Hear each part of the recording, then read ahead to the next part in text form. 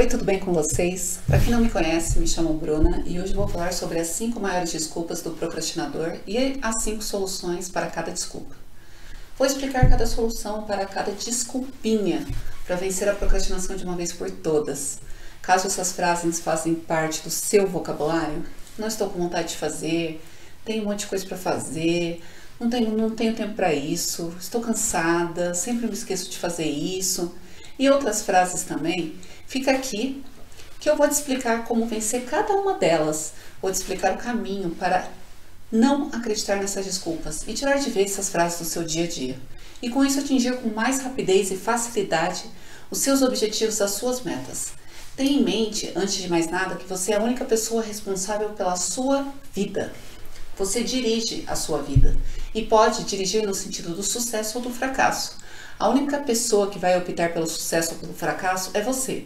A sua rotina, ela determina o que você vai conseguir na sua vida. E a maioria das pessoas possui uma rotina. A maioria consiste em acordar, tomar banho, escovar os dentes, vestir-se, tomar o café da manhã, ir para o trabalho, trabalhar e depois voltar para casa. A maioria das pessoas insistem em ter hábitos autodestrutivos, ou seja, ser uma pessoa medíocre, que é aquela pessoa que não se cuida na alimentação, come qualquer coisa, come fast food quase todos os dias, ou todos os dias. Não cuida do corpo, sempre coloca a culpa nos outros pelos seus fracassos.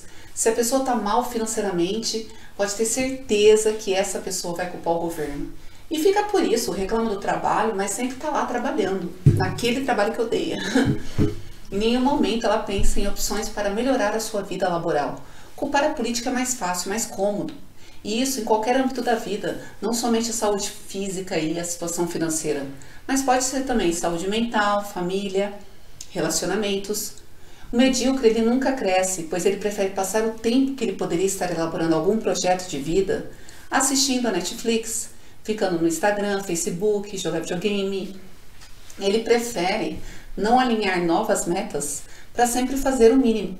O medíocre, ele gosta do sabor instantâneo, o mínimo bem prazeroso. A minoria já possui hábitos de autoaperfeiçoamento, ou seja, essa pessoa que sempre lê livros, que tem metas, que trabalha para alcançar e realizar essas metas. É a pessoa que sabe ignorar as distrações, que são muitas, né? É a pessoa que se cuida, tanto na saúde física e mental.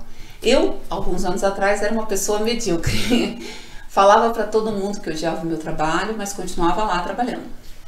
Eu achava que a minha vida era aquilo, trabalhar horas e horas, receber o salário, pagar minhas contas.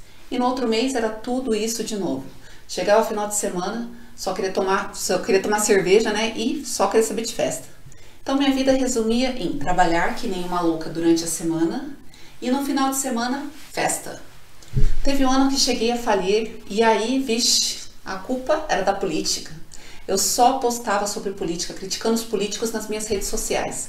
Era muito fácil para mim, não conseguia mais pagar minhas contas e a culpa era do governo. Existe um ditado que diz, em tempos de crise, uns choram e os outros vendem lenços. Depois que comecei a me interessar por livros, podcasts de autodesenvolvimento, foi quando abriu a minha cabeça e eu vi que eu podia sim mudar de vida e que só dependia de mim. Mas tudo isso eu fui descobrindo sozinha e foi por acaso que comecei a escutar sobre autodesenvolvimento. E realmente aconteceu um milagre. Comecei a ser mais otimista, comecei a cuidar mais da minha saúde física e mental. Comecei a ter metas. Eu nunca cheguei a escrever detalhadamente algum projeto e como eu ia me desenvolver para atingir ele. Parei de culpar os outros pelos meus fracassos. Parei de viver de festa em festa todo final de semana. Não que você não possa ir em festa, mas tenha consciência que você não precisa beber sempre para descansar, para relaxar. Às vezes ok, mas sempre é porque tem problemas que você não quer debater de frente. Você quer esquecer. E isso não é bom. Eu acredito que quanto mais a pessoa reclama, mais ela é infeliz, mais ela se faz de vítima e menos ela avança. E a maioria dos que reclamam, nem sempre que reclamam tanto, né, é aqueles que ficam no automático. E aquelas pessoas que ficam criticando os outros, ficam julgando os outros, é igual a bebida. Quando você bebe sem consciência, você quer esquecer dos problemas. E quando a pessoa fica lá falando da vida dos outros e criticando os outros, é a mesma finalidade. Ela quer ficar apontando os erros dos outros, falando da vida dos outros, porque não quer olhar para a vida dela, dos problemas dela. Ela não quer ver isso, não quer resolver isso. Então fica lá, falando mal dos outros. Mais fácil, né? Se você conhece alguém assim, eu te aconselho a se afastar. Porque quando você não estiver perto dessa pessoa, ela vai estar falando de mal de quem? De você. Todo esse interesse em me autodesenvolver me ajudou muito a desenvolver a autoestima. Só depois de muito tempo, é que eu descobri o que é ter autoestima, né? Na escola, deveria ter um espaço para isso, para autodesenvolvimento pessoal. Isso faz muita falta e mas muita gente nem sabe que existe essa abordagem fundamental e necessária para evoluir na vida.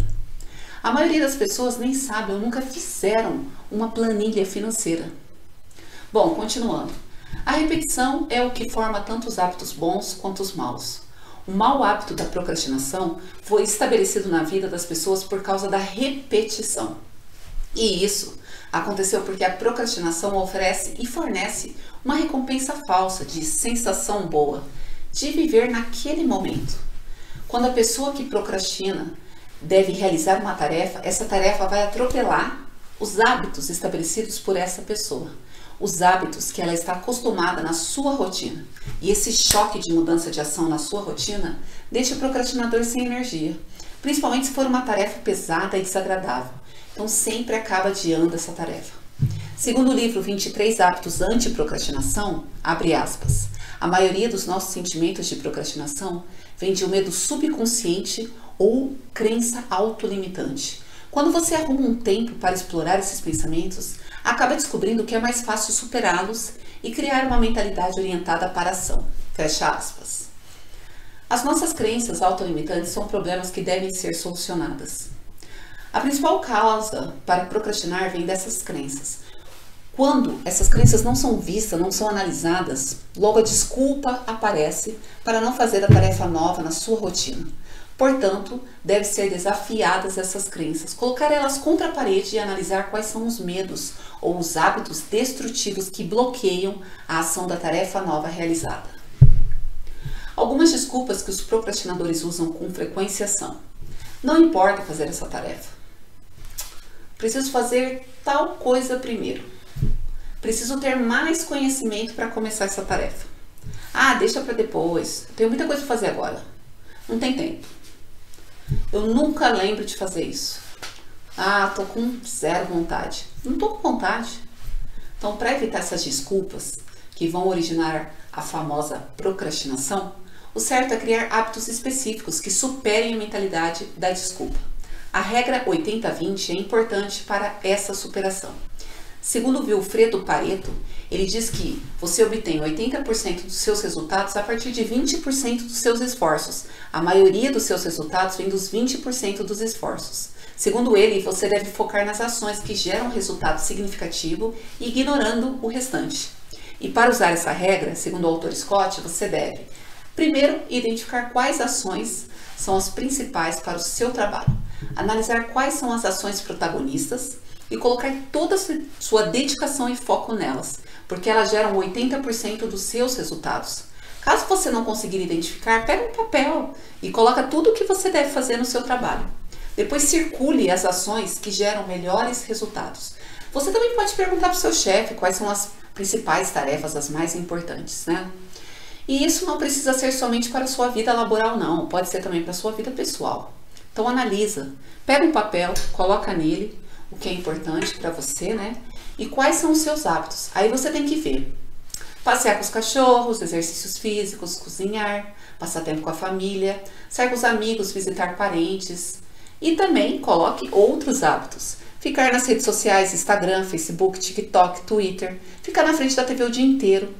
E esses últimos hábitos, eles ocupam muito tempo e não trazem 80% dos resultados da sua vida. Então identifique quais ações trazem significado para a sua vida. Isso tem que ficar muito claro. Quanto mais claro, melhor. O segundo passo é refletir quando aparecer uma tarefa para executar. Essa tarefa, ela vai beneficiar ou prejudicar os 80% das minhas atividades. Muitas vezes fazemos tarefas por medo do que as outras pessoas vão pensar. Primeiramente, isso é algo normal e todo mundo já se preocupou em algum momento da sua vida. O que tal pessoa ou tais pessoas vão pensar de mim? Mas agora, presta atenção no que eu vou te dizer. Cada pessoa tem suas prioridades e as prioridades das outras pessoas não precisam ser suas também. Agora eu vou falar de cada desculpa que a gente dá para fazer uma tarefa importante. Que a gente sabe que é importante começar essa tarefa, mas sempre adia, sempre procrastina. A desculpa que muita gente dá, e eu mesma já dei para não fazer uma determinada tarefa, é não importa. Essa desculpa, ela está ligada a um sentimento subconsciente de que a tal tarefa não é tão importante assim. A solução para não falar, mas não importa, é simples. Primeiro, deve-se fazer uma relação de cada tarefa para seu específico objetivo. Segundo o livro 23 Hábitos Anti-Procrastinação, sempre que estiver prestes a começar algo, pergunte a si mesmo como isso se encaixa em seus planos de longo prazo. Se estiver diretamente relacionado a um objetivo escrito, então arranje tempo para fazê-lo. Porém, se um projeto não se refere a um objetivo, não tenha medo de delegá-lo ou eliminá-lo completamente. Estabelecer metas será sua arma secreta na luta contra a procrastinação. O SMART é fundamental para isso. Com o SMART, você vai atingir objetivos em períodos conscientes e suficientes relacionados com a rotina do seu dia a dia. Você vai atingir objetivos no seu tempo estipulado e não em anos e anos, ou talvez só fique na cabeça de forma rasa e nunca aconteça. E o que significa SMART? Específico, mensurável, alcançável, relevante e temporal. Vou explicar um por um. S de específico. 6 perguntas devem ser respondidas nesse tópico. O que, onde, quando, como e por quê. Respondendo cada um com clareza, será fácil selecionar as ações e ferramentas que devem ser utilizadas para alcançar uma determinada meta. Quem? Quem está envolvido? O que? O que você quer alcançar? Onde? Onde você irá completar o objetivo? Quando? Quando você quer fazer isso? Como? Quais exigências e restrições podem surgir no seu caminho? Por quê? Por que você está fazendo isso? Tudo deve estar detalhado. O desenvolvimento para chegar na meta deve ser analisado minuciosamente e deve haver uma data para atingir o objetivo. E claro, muita ação. Não adianta responder as 6 perguntas e ficar esperando por um milagre. É você por você e nada de colocar desculpa nos outros pela sua falta de ação. M, mensurável. Segundo o autor Scott, objetivos mensuráveis são definidos por tempos precisos, quantidades ou outras unidades. Essencialmente qualquer coisa que meça o progresso em direção a uma meta. Um exemplo que posso dar sobre isso na minha vida é o meu canal. Eu tenho como ferramenta para analisar o meu desenvolvimento um instrumento do YouTube que me diz quantas visualizações e quantos inscritos eu estou adquirindo nos vídeos que eu lanço. Essa ferramenta ela é essencial para me autoanalisar. Eu, todo santo dia, dou uma olhada na minha página no histórico do YouTube para ver como eu estou me saindo. E ela diz tudo. Essa ferramenta até me diz os diferentes pontos de tempo dos diferentes vídeos que eu lanço que meus inscritos param de assistir. Então, com esse conhecimento, eu preciso estudar e ver como me aperfeiçoar nesse ponto. O que devo fazer para que as pessoas passem de 3 minutos de duração de vídeo? E aí, o que eu fiz? Eu usei o próprio YouTube, assisti vídeos de youtubers referenciais e estudei cada dica que eles passaram e comecei a colocar em prática. Esse é um exemplo para chegar na minha meta, que nesse caso eu estou falando é a monetização do meu canal. Que inclusive eu já coloquei a data que eu devo alcançar essa meta minha, tão sonhada monetização. Outro exemplo é a pessoa que quer entrar em forma, ter uma vida mais saudável. Ela faz musculação, aula de fitness, diz que faz dieta, mas quando vai fazer a avaliação física, que é uma avaliação com um profissional da área da saúde, essa avaliação ela mostra toda a composição corporal da pessoa, a estrutura da pessoa. Ela vê quanto você emagreceu, quanto você ganhou de massa muscular, que isso sim seria um avanço, né? Então essa pessoa ela faz a avaliação física e o resultado dela é um desastre. Ela não eliminou nenhuma grama de massa de gordura e não ganhou nenhum quilo de músculo. Essa avaliação física é uma ferramenta importante para avaliar como anda o processo, que nesse caso era entrar em forma. Então, com essa avaliação, essa pessoa ela percebe claramente que não está indo no caminho certo, que seguindo esse caminho que ela faz, ela não vai atingir a meta que fica em forma, que é ficar em forma. A de atingível. Suas metas devem ser atingíveis, metas que deem para alcançá-la. Um exemplo disso é, volto na abordagem do emagrecimento. A pessoa entra na academia e fala para o professor, quero emagrecer 20 quilos em um mês. Como assim? É impossível, né? O certo é elaborar um plano para que essa pessoa emagreça em torno de 2, 3, podendo chegar até 5 quilos por mês. Então, com o passar do tempo, o praticante vai perdendo peso de forma que sua saúde não entre em risco. Pois fazer dietas loucas, ficar em jejum, pode trazer resultado significativo em curto prazo. Porém, com o passar do tempo, a pessoa lá volta a ganhar o mesmo peso que tinha, podendo ainda ultrapassar o peso antigo, fora as consequências da sua saúde mental, se sentindo fracassada, impotente, desmerecedora, né? Tudo deve estar relacionado com o que é provável, o que é verdadeiro. Nada de querer alcançar uma meta sem ter base para isso. R. Relevante. As suas metas devem estar relacionadas com o que você deseja, somente o que você deseja. Você é a protagonista da sua vida, então faça o que você gosta, o que você deseja, o que você quer. Esquece família, marido, esposa, amigos. Não seja vulnerável às outras pessoas do seu círculo de vida. Tenha autenticidade nas suas escolhas, nas suas metas.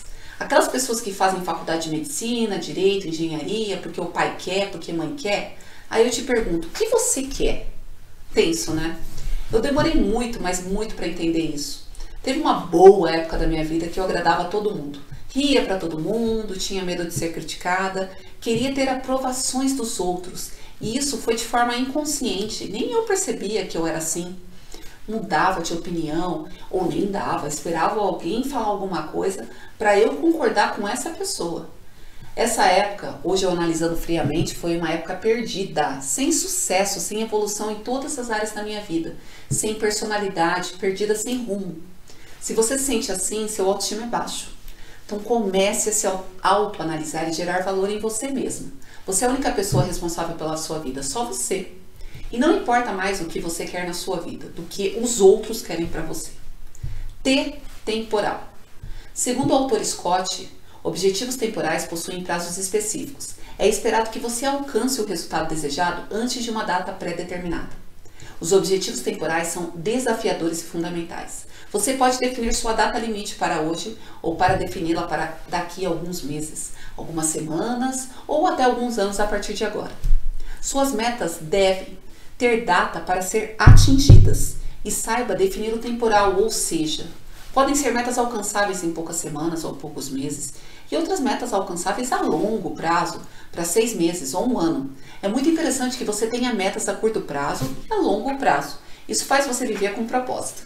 É importante que você tenha metas na área de educação, laboral, saúde e lazer, relacionamentos, espiritual, finanças e serviço social.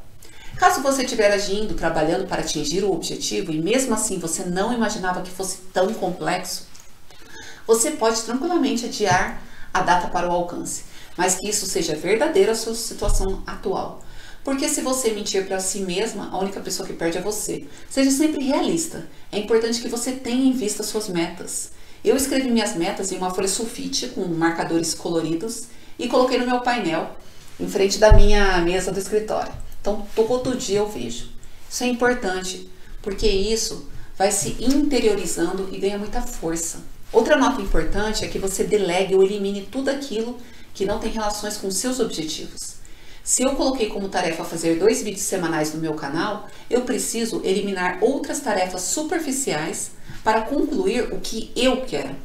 Então, de vez eu ficar fazendo faxina, limpar minha casa toda semana, que vai me ocupar muito tempo que eu poderia estar trabalhando com os meus projetos, eu delego essa tarefa. Eu deixo para uma diarista fazer isso. Então, foi contratada uma pessoa para fazer essa tarefa. E com isso eu ganho meu foco nos meus objetivos.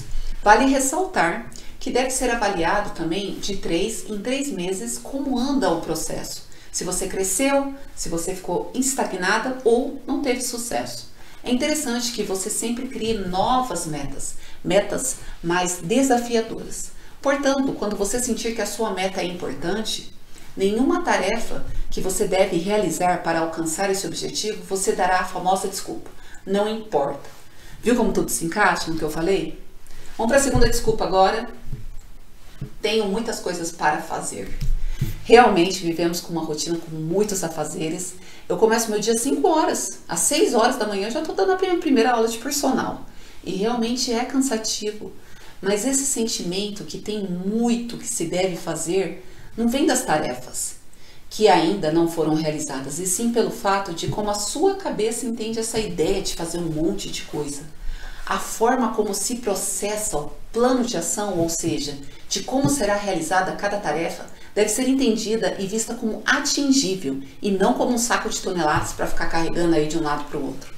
Segundo o Scott, de acordo com o efeito Zeigarnik, qualquer pensamento incompleto ocupará a mente até que você escreva ou elabore um plano sobre a maneira de fazê-lo. Em outras palavras, se não esvaziar regularmente as ideias em sua cabeça, elas irão impactar negativamente a sua capacidade de manter o foco em tarefas atuais. Então, deve ser realizado um plano para concluir todas as tarefas que você tem que fazer em X dia. Escreve no papel. Bom, eu tenho que trabalhar tal hora e tal. Eu tenho que fazer um monte de coisa amanhã. Então, eu vou acordar mais cedo e vou fazer Y coisa às 6 horas da manhã. Às 7 eu faço Z coisa.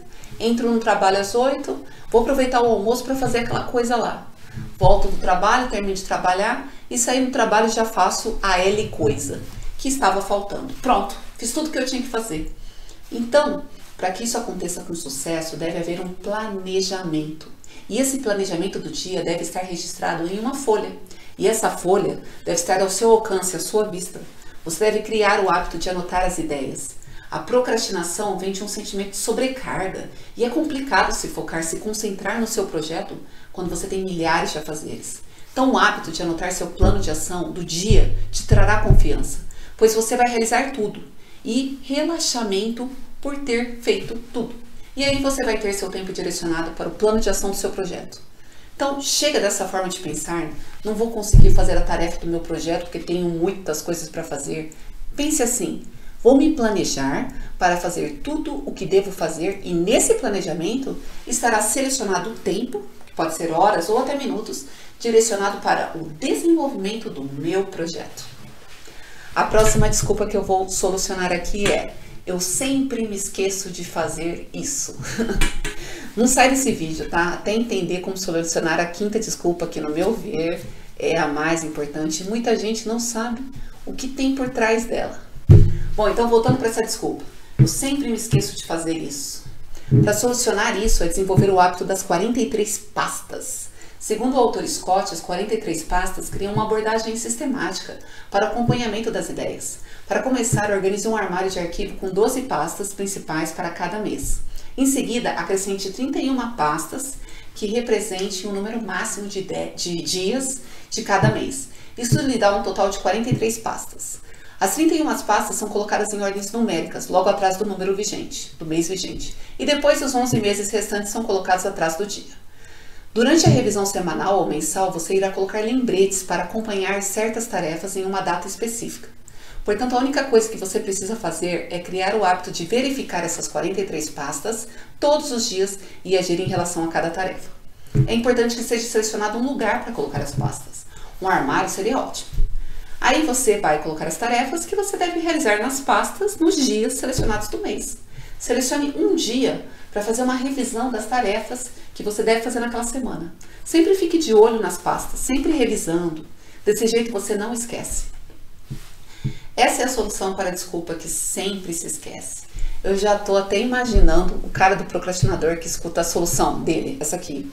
Eu tenho certeza que logo vai surgir outra desculpa para não partir para ação, né, das 43 pastas. Não, é muito trabalhoso, tem que ser mais fácil.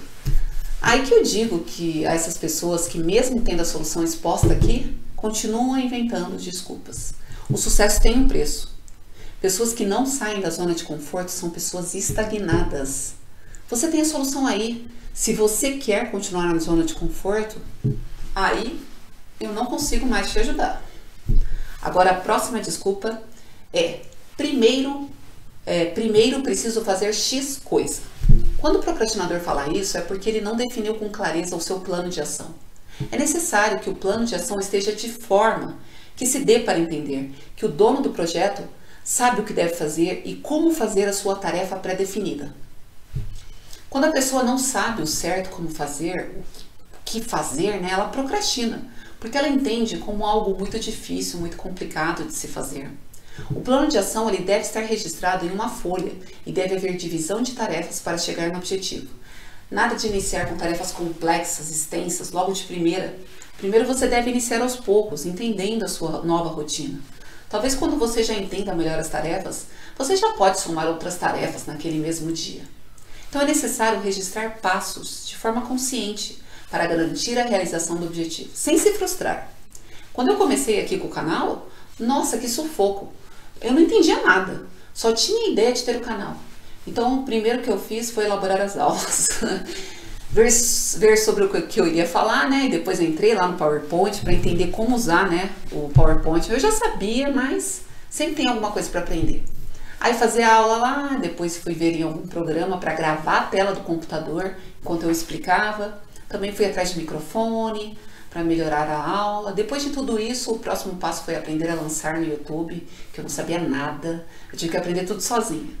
Sendo que as primeiras aulas, né, elas foram lançadas e ficaram bem fraquinha, com alguns erros aí no lançamento. Mas esses erros me auxiliaram na autoanálise, porque na próxima você sabe que você não pode fazer aquela ação que você errou e partir para novas ações. Cada dia eu tinha lá marcado no meu planejamento da semana o que eu tinha que fazer. Aí depois parti para os vídeos sem PowerPoint e aprendendo muito com edição de vídeo. E tudo isso faz parte do desenvolvimento para ter mais visualizações, para ter mais inscritos, para chegar no meu objetivo, na minha meta. Antes planejava até uma semana para conseguir realizar um vídeo. Agora eu já aprendi muito como fazer vídeos, elaborar, editar. Eu consigo realizar essa tarefa em menos dias. Tudo isso é desenvolvimento e ninguém perde se desenvolvendo. A pessoa que dá muita desculpa é aquela que não quer sair da zona de conforto. Então, tenha bem claro tudo. Coloque as etapas no papel, respeite as suas limitações. Não quer fazer tudo em um único dia. Bom, e agora a desculpa que eu achei a mais importante ser comentada. A próxima desculpa é: não estou com vontade de fazer isso. Então, aqui eu venho ressaltar o que eu falei no início do vídeo sobre não viver para agradar os outros. Mesmo que seja sua esposa, marido, filhos, avós, tio, tia, mesmo que seja a pessoa que você mais ame na vida, se ame primeiro e faça o que você quer fazer.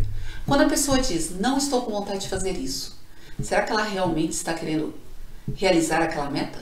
Ou seja, que alguém disse para ela fazer aquilo? Se autoanalise e veja se você deve fazer essa tarefa para não desapontar pessoas que você ama. Se essa for a questão, é nítido que você não tem vontade de fazer a tarefa. Porque você não gosta daquele plano de ação, você não quer aquela meta. E como eu já disse, você é protagonista da sua vida. Viva a sua vida. Viva para as suas metas e não para as metas de terceiros. Agora, quando essa questão não entra em jogo, né, e realmente você não tem vontade de fazer, talvez seja o momento de desistir. E está tudo bem. Não precisa se sentir frustrado e impotente. A gente pode se reinventar. Eu não sou a mesma pessoa que eu era no passado. Eu mudei muito. Mudei minha forma de pensar, minhas metas, objetivos. Eu mesma, depois de 15 anos de trabalho na área de educação física, optei por estudar medicina veterinária e largar, se possível, daqui a uns 2 anos, por completo a área laboral de personal trainer. E tá tudo bem. Quando a gente se dá conta que não temos vontade de seguir naquele plano de ação, porque não faz mais sentido na nossa vida, esse é o momento de olhar para novos caminhos e traçar novas metas. Metas estão relacionadas com você hoje. Você não precisa seguir metas que estão relacionadas com você do passado, com o que você queria lá no passado. Interessante, né? E aí? Você já tem suas metas para este ano? Comenta aqui nas suas metas aqui. Você está conseguindo seguir seu plano de ação? Deixa aqui nos comentários. Compartilhe esse vídeo com aquele seu amigo lá cheio das desculpas. Você vai ajudar muito ele. Espero que você tenha gostado desse vídeo. Deixe seu like, se inscreve no meu canal e ative o sininho. E vai ativando, né? Você recebe todos os meus vídeos a partir de hoje. Estou no Instagram como @FAAprender. Até o próximo vídeo. Tchau!